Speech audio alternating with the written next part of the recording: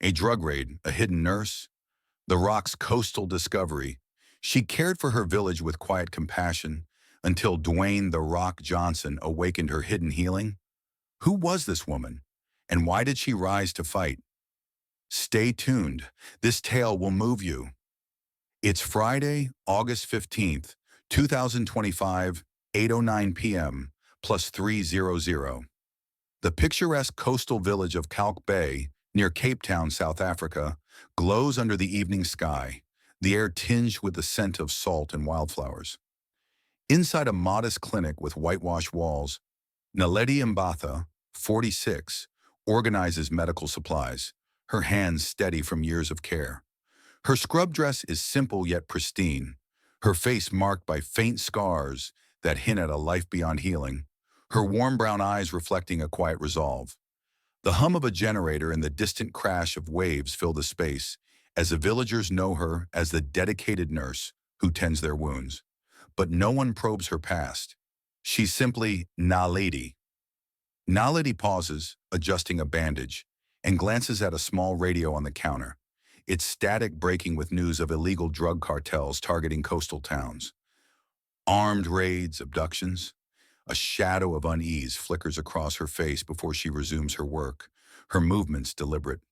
Beneath a locked cabinet hidden behind a medical chart lies evidence of her former life. A radio disguised as a first aid manual, an emergency signal device, and a smoke bomb. Secrets buried deep, unknown to all. The following morning, a chartered vehicle rolls into the village, its tires crunching along the coastal road. Dwayne "The Rock" Johnson steps out, his towering presence drawing awestruck gazes from the villagers, part of a global documentary tour to document retired warrior stories, commandos, assassins, agents. Dressed in a lightweight green shirt, cargo pants, and sandals, he carries a camera crew, their equipment glinting in the sunlight. Children gather near the harbor, their eyes wide, while fishers nod in respect. Naledi, checking a patient's pulse outside the clinic, hears the commotion and approaches, offering a gentle smile. "Welcome," she says, her voice soft yet steady. Dwayne approaches, the sea breeze invigorating him, and watches Naledi tend to the patient with expert care, her hands moving with precision.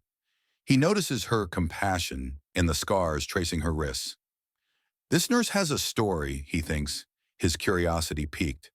Naledi hands him a small herbal pouch, crafted for healing, its aroma soothing, and Dwayne thanks her, intrigued by the strength in her calm demeanor, signaling his crew to set up as the village buzzes with excitement.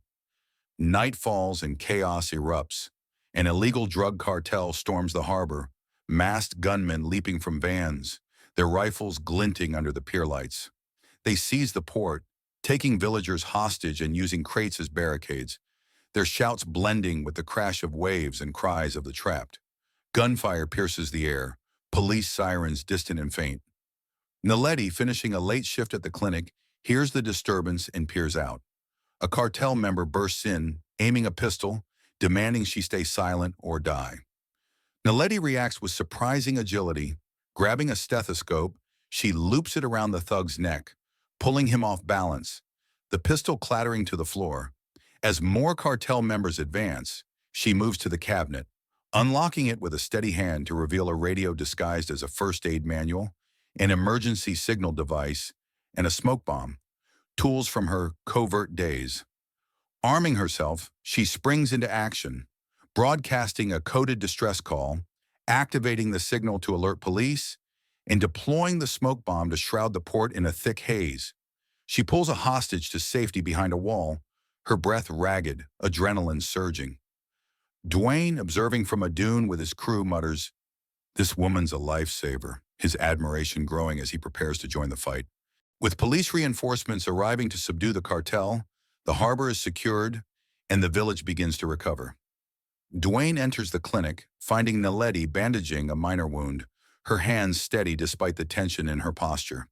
He sets his camera aside, leaning against the counter with a warm smile. "Naledi," he says, "that wasn't just nursing skill. What's with those devices?" Naledi freezes, her eyes dropping to the signal device still in her hand. its light blinking faintly. "Old wounds," she murmurs, her voice tight. But Dwayne presses gently. "Come on, those scars, that fight. There's a story. Share it with me." Naledi exhales deeply, the weight of her past rising to the surface. She sets the device down and meets Dwayne's gaze. "During a conflict," she begins, her voice low and measured, "I was a medical support specialist, aiding covert rescues. A mission failed. My team was injured because I couldn't reach them. I've carried that guilt ever since." Dwayne listens intently, noting the pain etched into Naledi's features, the healing masking her shame, and a plan begins to form to help her find redemption. Naledi's confession lingers with Dwayne over the next few days. He returns to the clinic with a basket of fresh fruit, finding her organizing supplies in the early morning light, the harbor's echoes still fresh. "Naledi," he says, setting the fruit down, "you saved lives that night. Why keep it buried?" Naledi pauses, her hands stilling on a bandage roll, and turns to face him. "Because every patient," she replies, her voice cracking, "reminds me of their pain. My team, hurt because I failed. Guilt keeps me caring, not fighting." Dwayne nods, his expression empathetic and resolute. "Maybe this village needs that fight now. You can protect them. Turn that guilt into healing." Naledi looks away, her skepticism evident, but Dwayne's words spark a glimmer of hope. That night, alone in the clinic, she opens the cabinet again, pulling out a faded medical report with her team's injuries, tears welling as memories of the rescue failure and loss flood back.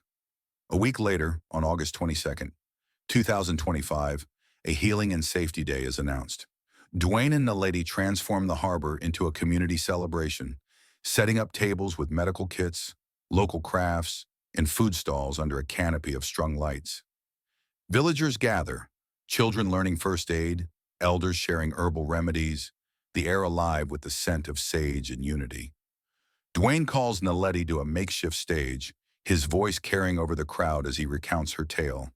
The medical past, the team's loss, the harbor fight. "This woman," he declares, his tone both powerful and warm, "turned her care into a cure for us all." The crowd erupts in applause, some villagers approaching Naledi with grateful embraces and murmured thanks. She steps forward, clutching the report, her voice shaky but firm. "Justice and healing are for everyone. I do this for them, for my team." Dwayne collaborates with local police to dismantle the cartel's network, then launches a safety fund to protect the village, rallying the community around Naledi. The harbor becomes a symbol of resilience, its waters reflecting newfound hope. By September 10th, 2025, the village thrives with a renewed sense of health and security. Healing and Safety Day's impact lingers, with locals organizing medical outreach and patrols. Naledi continues her nursing, her scars a silent testament to her past, but her spirit now carries a quiet pride. Dwayne visits to bid farewell, presenting her with a hand-carved stethoscope engraved with healer. "This is he says, his eyes reflecting pride. Naledi takes it, her fingers tracing the inscription, whispering, "Thank you," as emotion swells within her. The narrative closes with the village's unity strengthened, Naledi's redemption shaping a safer, more healed future. Dwayne's voiceover seals it. "True healing rises from scars, mending hope for all." Naledi Mabatha proves that. Have you ever met a hidden hero like Naledi? Someone who turned pain into purpose? Share their story in the comments and tell us where you're watching from. If this tale inspired you, hit that subscribe button, and share to keep these stories alive. Join us next time for another epic journey with Dwayne "The Rock" Johnson.